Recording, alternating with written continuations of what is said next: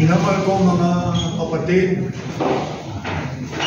sa Tehene, sa mga anak mula kay Marinette, kay Baloloy, kay Monching, kay Kaloy, kay Anthony, sa kanilang mga pamangkin, mga apo, na lahat ay nagmamahal sa kanilang lolo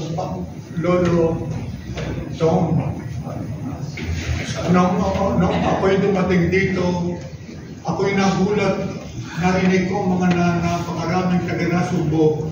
Sina Dante, sina Wale, sina Dentor, ako'y nagulat. Narinig din ang Ate Senen, katarin din si Joy. Nakakatuwa rin ang mga talagang sabi ko the family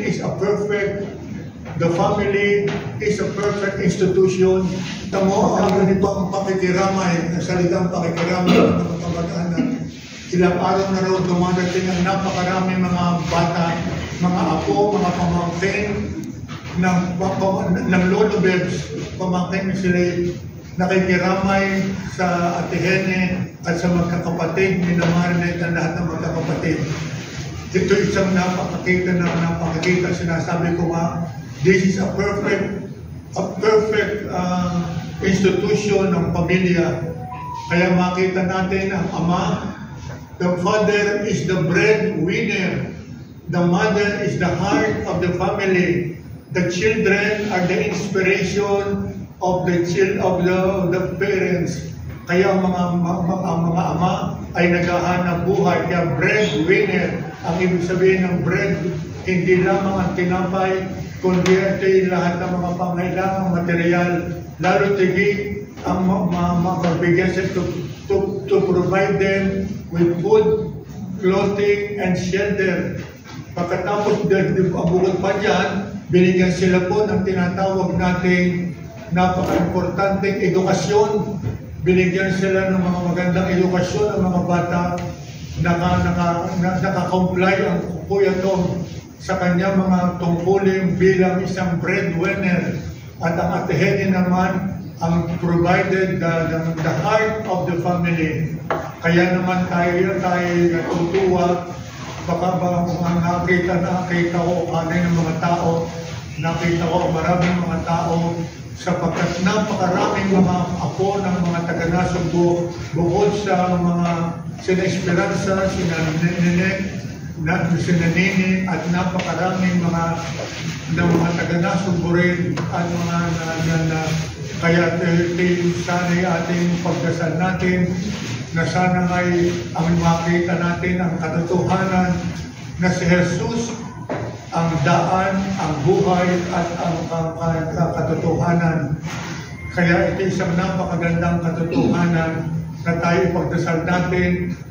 Ang ating panalangin po mga kapatid, eternal rest grant unto him, O Lord, and let perpetual shine upon him. May he rest in peace. Amen. May his soul and all the souls of all the people departed through the mercy of God rest and peace. Amen. Kaya nakakatuwa, nakalinian, ako'y sana baka ako'y hindi ako mapayak, pero may naghahari sa akin ay ang institusyon ng pamilya.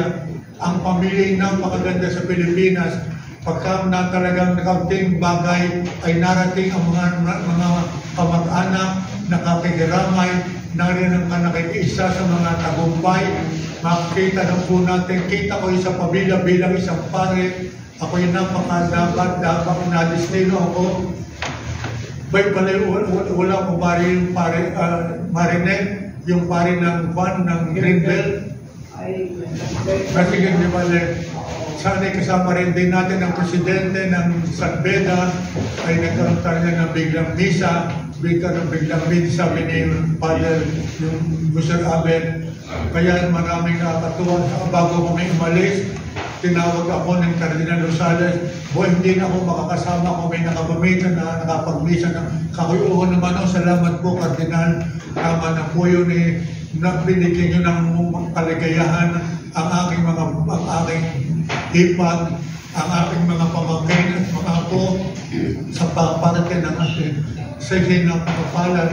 Kaya sapagkat ito hindi biyaya ng institusyon ng pamilya sa ating hinihingi na sana'y gantimpalaan ng kuya to, gantimpalaan siya sa kanya isang mabuting ama, mabuting provider. Kuya Tom was a very good provider for everything that the needs, that the family needs, lahat ng bagay, edukasyon, lalong edukasyon ng mga bata, lahat yung nakapag-aral kaya mga laking may mga trabaho dahil sila. At nakatulong pa ang Kuya Tom sa airport. Napakaraming mga taga-nasog po nagdilikod dyan sa airport sapagkat napakaganda ng pwesto sa first floor. Ang Kuya Tom, ang manager ng first floor ng Manila International Airport, naiya. Kaya marami siyang dulo. Sabi nga sa akin ni Tony Barcelon, alam mo, Monsignor, ako'y pinatuloy ng Kuya Tom sa kanilang bahay. Ilang buwan ako, ilang taon ako doon naglingkod, nagtatrabaho ako sa kanya nakatira. Talagang tinatanaw niya ang utang na loob.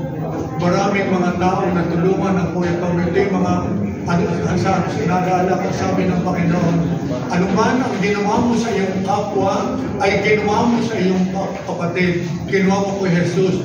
Anumang ginawa mo, kaya lahat ng ating mga ginawang kabutihan, yan ay nakarecord sa Panginoong Diyos. Lahat ng ating ginawang kabutihan, ito ay nakarecord sa ating mga bagay para tayong lahat po ay pagpalain ng Panginoong Diyos. Kaya ang ating panalangin sa Kanya ay buhay na walang hanggan.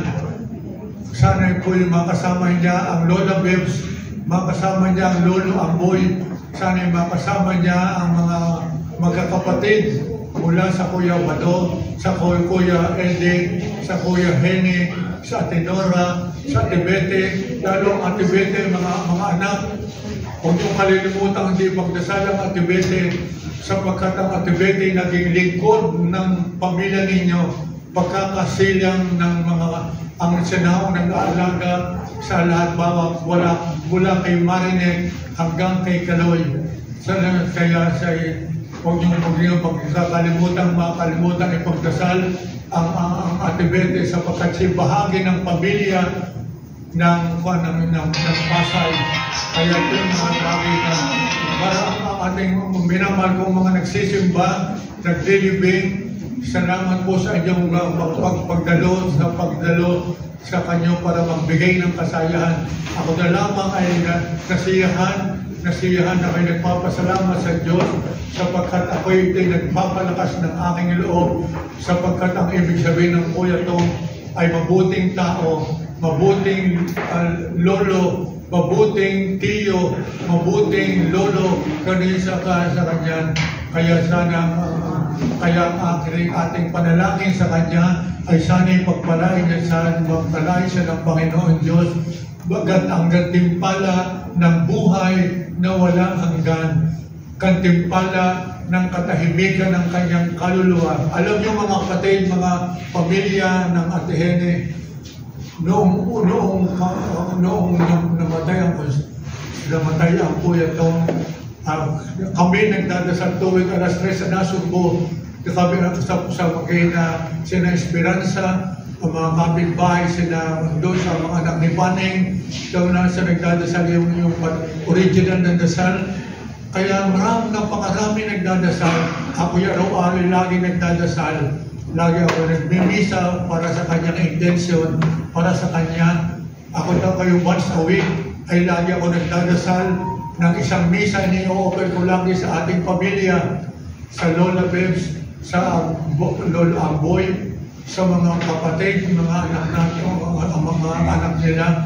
Sana silang natin pagkalooban ng katahimikan ng buhay na walang hanggan. Kaya sa atin pong gagawin, ang ating gawang misa ay iaalay natin sa Kanya na sana'y patawarin ng Diyos ang kanyang naging mga pagkukulang sapagkat wala namang taong perfecto.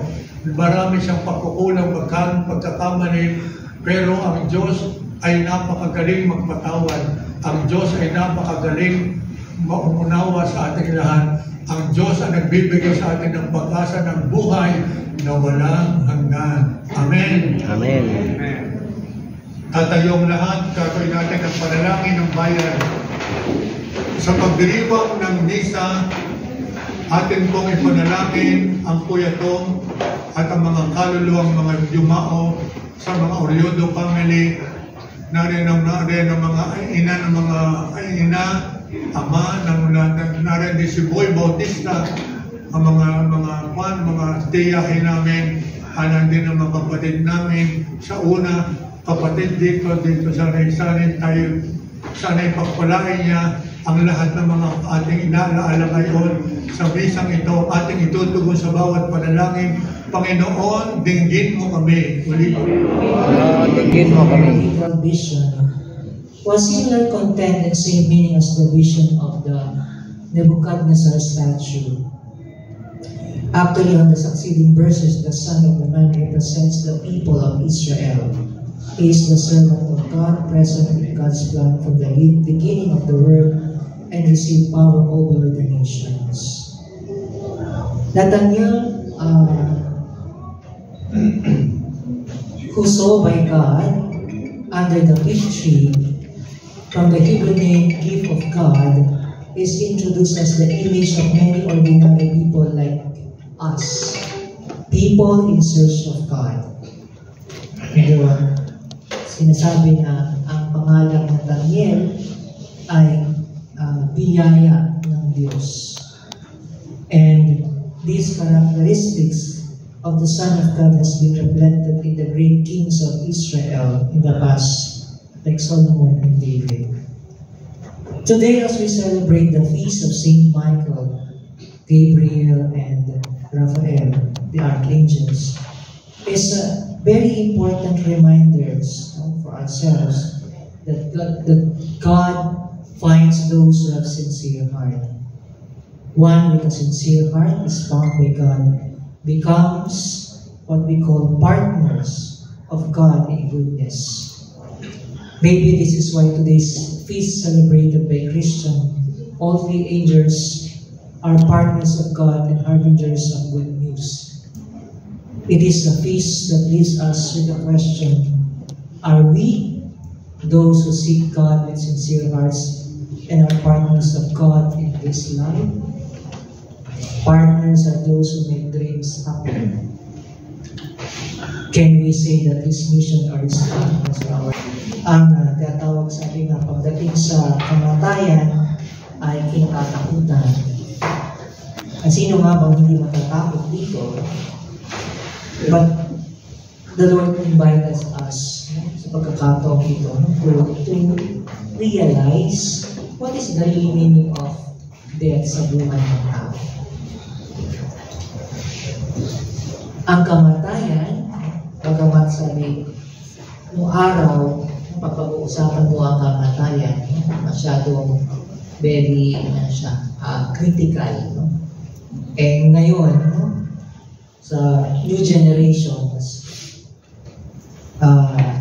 masyado naging advanced na nga tayo, pinaghahandaan na even yung mga memorial plans, etc. No? Bumuna tayo ng iba't ibang offers na para sa kabilang buhay.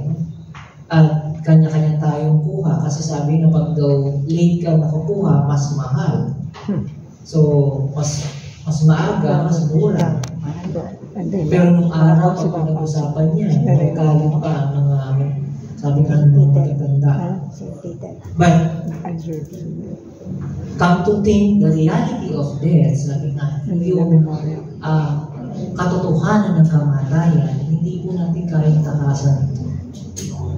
Ang kamatayan, kung tutuusin, ay baitang lang natin, sabi nga, our unang hakbang sa kabilang buhay na inihanda, mas inihanda sa atin ng Diyos. Hindi naghanda ang Diyos para sa buhay, kundi para doon sa ating life after death. Ngayon, ang pinagsikapan ni Kristo through His death and resurrection. Sabi nga, His Paschal Mystery, yung kanyang pagkakasakit, pagkamatay at muling pagkabuhay, iyon ang tagumpay na kung saan makakamtan natin ang, sabi nga, buhay na walang hanggan, na mas importante kaysa sa ating yung nasa buhay tayo ngayon. Pero ano yung paalala sa atin? Palaging tawag dito, sabi, sa tuwing kami magbabahagi, sa tuwing kami magbibigay ng mensahe sa bawat week, kung aalalahan, medyo wala ko nakita. Pero usually, mapansin nyo, di po ba, pag meron tayo nakasulat na alaala ng mga Naiwan. Kamag-anak. alaala ng mga nakalinya. Yung the word alaala. Yan yung pinapalinaw sa ating ng Diyos. Habang tayo ay nabubuhay, magpapahalaga natin, no? The importance of our life. Habang tayo nabubuhay. Ang inyong ama, lolo, kapatid, no? Si Tatay Tomas, ay nagbahagi ng kanyang buhay. Una sa kanyang kabiyak, pangalawa sa kanyang mga anak, pangalawa sa kanyang mahal na buhay, mahal sa buhay. That is the greatest things that God wants us, yung pagkapahalaga ng buhay. At sana, yan yung maalala natin yun. Yung pagkabahagi niya ng buhay, yung pag-aalay niya ng buhay. Bagamat sabi nga, iniwan tayo sa pagkakataon ito, sa pagkakataon ng ating pagdalamhati. Pero huwag sana natin kalimutan yung naiambag niyang buhay para sa atin, para sa iyo, para sa buhay. Napakahalagang alalahanin, tularan sa mga nabubuhay, sa mga naiwan. Kung ano ang kahulugan ng buhay na ibinigay sa atin ng Diyos, kung ano yung buhay na ibinahagi ni Tatay Tomas sa atin. Hindi siya perfectong tao. Alam natin na kahit tayo, hindi tayo perfecto. May mga pagkukulang din siya. Pero ang mga pagkukulang na yun ay napunuan ng pagmamahal. Pagmamahal na iniwan niya para sa kanyang mahal sa buhay. At yun ang ating, aalalahanin. Yun yung ating hindi makakalimutan sa kanya, sa pag-isa niya sa mundong ito. At ganun din ang kanyang sabi, ang pagpapahalaga niya kahit nasa kabilang buhay ay ang pag-aalala niya sa mga naiwan niya. Ito ang ginawa ni Jesus para sa atin. Nag-alay ng kanyang buhay. And we always remember Jesus in the celebration of the weekends. So sana ganun din tayo ng mga naiwan ni Tatay Tomas. Hindi man siya tulad ni Kristo, pero ang kanyang buhay ay naging bahagi ni Kristo. Kaya sa pagkakataon ito, sa panahon ng pagdiriwang ng kapistahan ng mga arkanghel, isa sa biyaya ng Diyos sa atin na tayo ay bantayan at gabayan ng mga anghel. Nabubuhay at lalo na sa ating pagkamatay. Dahil sa ating pananampalataya in our faith, kasama ni Tatay Tomas sa mga anghel sa pagharap sa Diyos. May pagkakamali man siya, may kahinaan man siya. Pero yun ay pinunin ng Diyos ng awa at habag. Lalo na sa pag-aalay natin ng dasal. Sabi ko nga, at patuloy namin sinasabi, ang patay ay hindi kayang magdasal para sa kanyang sarili. Tayong nabubuhay, ang ating responsibilidad ay ang ipagdasal ang mga namatay, si Tatay Tomas. Pero isang responsibilidad naman ni Tatay Tomas sa kanyang kabilang buhay ay ang ipagdasal naman ang mga mahal niyang naiwan doon sa piling ng Diyos. Sa ating paniniwala at pananampalataya, alam natin na sa piling ng Diyos, naroon ang ating Tatay Tomas. Naroon na magdarasal para sa kanyang mahal sa buhay, para sa kanyang mga naiwan. Tayo din naman, huwag sana tayo makalimot na ipagdasal ang ating kapatid na buhay. Our faith that has brought us here to give thanks to God for the life of Tatay Tomas. We continue to praise Him today in the mercy of God, confident that He has prepared a place for Him in His eternal kingdom and His loving embrace. In this moment of sorrow, may the God of all consolation surround all of you with the gift of His. Amen.